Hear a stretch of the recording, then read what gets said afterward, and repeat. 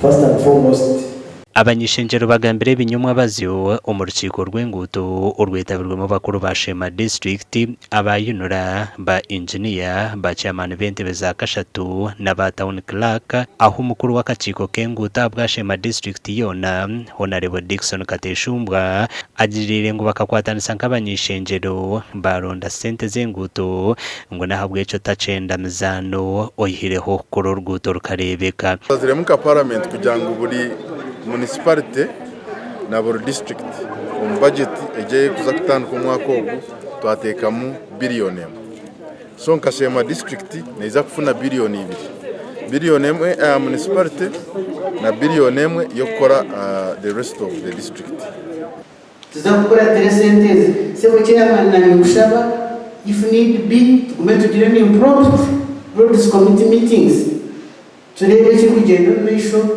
strategizing hamwe turebe imbuto zeitu. It is not business as usual.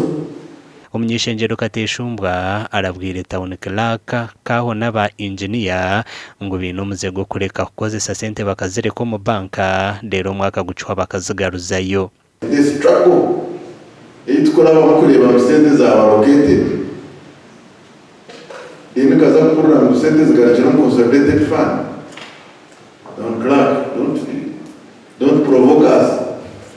Actually, engudezi to sa district zirije kukira orwana kandi urumene sente nyingi mwine na mani power.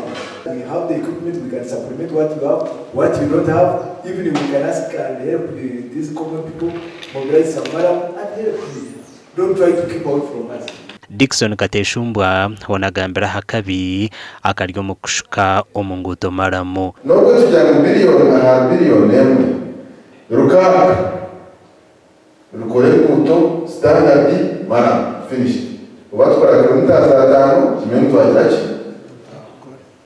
debe zindi tukora ubuntu bwa right tukitwa then next year ubutkozera tukore chi orukure kitongore cha UNRA Engineer Dorine Katono araganisa abany'eishengyero ngo ruguto rwa Nyakambu masheruka kabwohe okwika kitagata batandikira kurukora ntekateka ngo abo ku side eri y'abazwera mashidi ziri muzibuganamu kandi ntekateka munakunuya side ya Sheema na hashimere kuba abanze yakora sport sembi Sheema district omwaka ogu omukwamushanju neza kutunga sente zo kukora obuguuto bw'ekyaro kandi zona nizija kuhibwa y'abany'eishengyero ba Sheema bakwatanise amakuru agagasha kwa Mayiko atwakire.